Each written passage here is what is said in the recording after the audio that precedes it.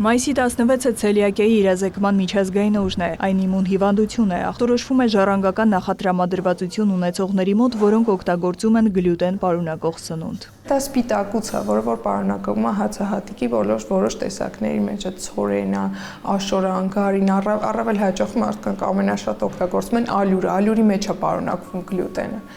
Երբ որ ինքը ներթափանցում է օրգանիզմը սկսում է իմուն պատասխան տալ այդ գլյուտենին, արդյունքում աղիներում առաջանում է խրոնիկ բորբոքում, ու դրա հետևանքով սկսում են նուրջ առողջական խնդիրներ։ Հիվանդությունը կարող է դրսևորվել ցանկացած տարիքում, ախտանիշները տարբեր են։ Դրանք փորկապությունն են, փորլուծությունն են, կրկնվող որովայնացավերն են, փքվածությունն է, ավելի մեծ տարիքի օրինակ երեխաների մոտ կարող է առաջանալ աճի հապաղում, կարճահասակություն, սեռական հասունացման խանգարում, ոսկրերի ախտահարում, ոսկրերի փխրունության բարձրացում, պայմանավորված օգտակար նյութերի ներծծման խանգարումով եւ ընդհանրապես ինքը կարող է լինել լրիվ անախտանիշ։ Կան ախտանշաններ, որոնք կապված չեն մարսողության հետ, օրինակ մազաթափություն, նյարդաբանական համակարգի ախտահարում։ Որոշ հիվանդություններ նաև կարող են ուղեկցվել ցելիակիայի հետ։ Ինչպես է ախտորոշվում այս հիվանդությունը։ Առաջինը դա իմունաբանական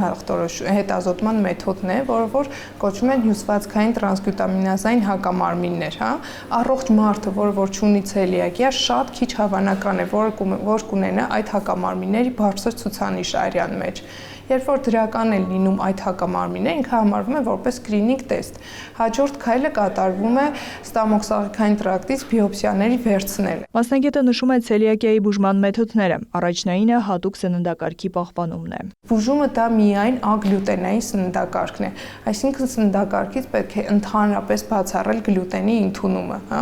Եվ եթե հիվանդը ունի արտահայտված ախտանիշներ, հենց ագլյուտենային սննդակարգը պահպանումը սկսելուց հետո մի որոշ ժամանակ 2-3 շաբաթվա ընթացքում արդեն դրական փոփոխություններ նկատվում են։ Ախտանշաններ ունենալու դեպքում ինքնաբուժությունը պետք է բացառել եւ դիմել բժշկի։ Մեր բժշկական համալիրում գործում է մանկական գաստրոենտերոլոգիական դիսպանսեր հսկողության ծառայություն, որտեղ հսկում են խրոնիկ գաստրոենտերոլոգիական հիվանդություններ ունեցող բալիկները մինչև 18 տարեկան եւ մոտ 300-ից ավելի երեխաներ են հսկվում, որոնցից 100-ից ավելին միայն ցելիակիա է ախտորոշված։ Նրանք գտնվում են դիսպանսերային հսկողության ներքո, պարբերաբար ստուգվում է արդյոք ճիշտ են պահում սննդակարգը, վիտամինների պակաս ունեն, թե ոչ։